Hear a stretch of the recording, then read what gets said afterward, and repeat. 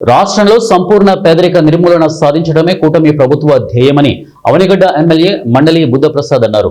Avanigadda revenue హాల్లో తెలుగు మహిళా జిల్లా అధ్యక్షురాలు తలశిల స్వర్ణలత ఆధ్వర్యంలో సూపర్ 6 సూపర్ హిట్ శ్రీశక్తి విజయోత్సవ సభ జరిగింది.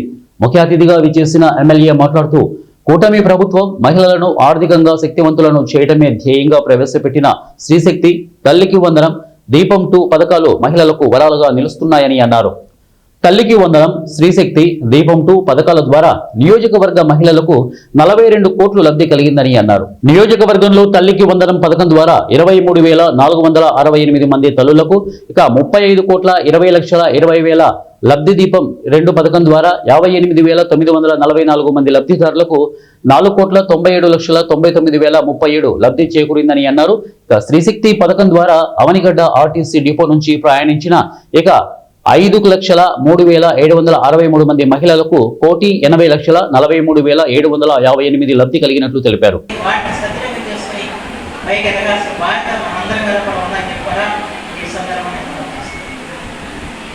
ఈ సంక్షేమ పథకాలు అభివృద్ధి కార్యక్రమం మీకు తెలుసు. ఇవన్నీ నేనే సంతోషపడతాను, నాకు నిద్రపడదు రాత్రి పూట. మన రోడ్లు ఎలా ఉన్నాయో ఒకసారి మీరు ఆలోచించారు. మన అంటాక పూల రోడ్డు అయితే వేసుకరైపోయింది. ఇంకా చాలా గ్రామాల్లో ఇవాళ మన రహదారులు నిర్మాణం చేసుకోవాల్సిన పరిస్థితి.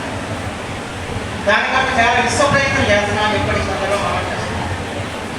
ఇవాళ పవన్ కళ్యాణ్ గారు ఉప ముఖ్యమంత్రిగా పంచాయతీరాజ్ గ్రామీణాభివృద్ధి శాఖ తీసుకున్న తర్వాత ఆయన పుణ్యం అంటూ అవనిగడ్డ నియోజకవర్గంలో 454 సిమెంట్ రోడ్ నిర్మాణం చేస్తున్నాం.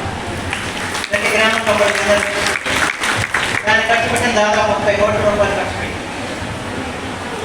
ఆ రకంగా గ్రామాల్లో విజయంతో సిమెంట్ రోడ్లు వేస్తున్నాం. 100% సిమెంట్ రోడ్లు వేయాలి ఈ 5 సంవత్సరాల్లో ఆలోచన.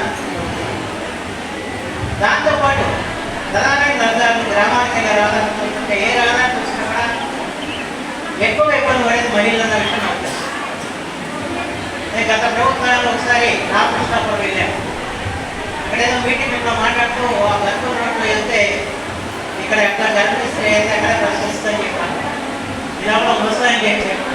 ముసలాయన లేచి నా కోట ప్రశ్నించిందండి ఆ గర్భ రోడ్డు అని చెప్పాను. నేను ఊరికే అంటే ఆ నిర్ణయం చెప్పాడు. నిజంగా జరిగింది. అంటే ఇవాళ కొన్ని రోడ్ల వరకు చూస్తున్నాం, ఆర్మీ రోడ్లు ఉన్నాయి, కొన్ని వరకు కొందరు కూర్చోం. ప్రభుత్వం విశ్వ ప్రయత్నం చేస్తుంది, నిధులు తీసుకొచ్చి ఎలాగైనా రోడ్లు వేయాలని చెప్పి అన్ని రోడ్లు కూడా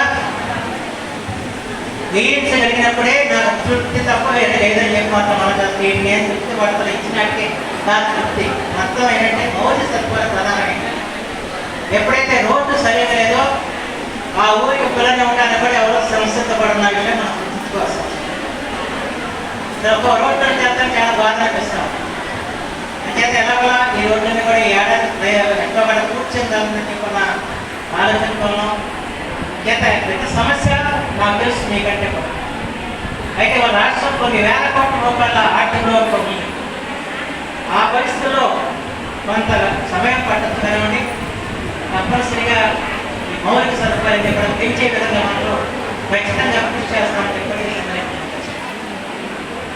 అంతేకాకుండా ఈ రోజు నాకు మీకు ఇచ్చే ఈ కార్యక్రమాలు సహాయక అన్నీ కూడా మీ కుటుంబాన్ని మీ ఉద్యోగం తీసుకోవడానికి, సమాజంలో ఒక ఆర్థిక శక్తి పెంచడానికి ప్రయత్నించాలి. ఇవాళ సంపూర్ణంగా గ్రామీణ పేదరిక నిర్మూలన జరగాలని చెప్పి ముఖ్యమంత్రి గారు ఆశిస్తున్నారు. అలాగే P4 ద్వారా కొంతమంది దండ తెచ్చి పేద కుటుంబాలను ప్రయత్నించాలని ఆలోచన. అంటే ఇవాళ మనం ఒక పెన్షన్ ఇస్తున్నాం, గృహాలు ఇస్తున్నాం, ఇళ్ల స్థలాలు ఇస్తున్నాం. ఏమిటో నా అదృష్టంగా భావిస్తా ఉన్నాను. ఇవాళ రోజున నా హయాంలో మీ అందరికీ కూడా ఉచిత బస్సు ప్రయాణం అనేది ఒక సౌకర్యం కలగజేయడం జరిగింది. ఇవాళ ఆర్టీసీకి 10,000 బస్సులు ఉంటే 8,000 బస్సులు స్త్రీలు ఉచితంగా ప్రయాణం చేయడానికి కేటాయించడం జరిగింది. అలాగే 60,000 మంది ఎంప్లాయీస్ ఉంటే ఎంప్లాయీస్ అంతా కూడా మీ ఉచిత బస్సు ప్రయాణానికి బస్సులు రిపేర్ చేయడానికి కానీ, కండక్టర్లుగా కానీ, డ్రైవర్లుగా కానీ, క్లీనర్గా కానీ పనిచేస్తూ ఉన్నారు.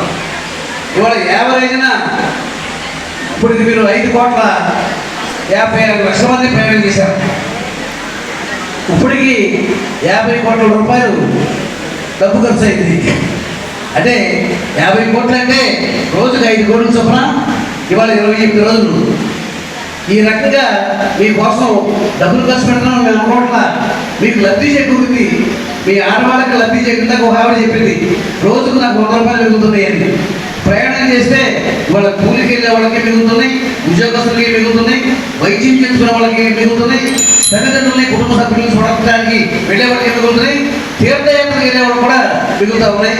ఎంతమందికి ఈ యొక్క సౌకర్యాలు కలుగజేసినటువంటి కూటమి ప్రభుత్వానికి ఎన్నికల ముందు ఇచ్చిన హామీని అన్నీ కూడా నిలబెట్టుకుంటూ మరి వాళ్ళ రోజున పవన్ కళ్యాణ్ గారు, అలాగే చంద్రబాబు నాయుడు గారు, మోడీ గారు, కూటమి ప్రభుత్వం మీకు ఎన్నికల ముందు మీ అందరికీ కూడా వాగ్దానాలు చేశారు.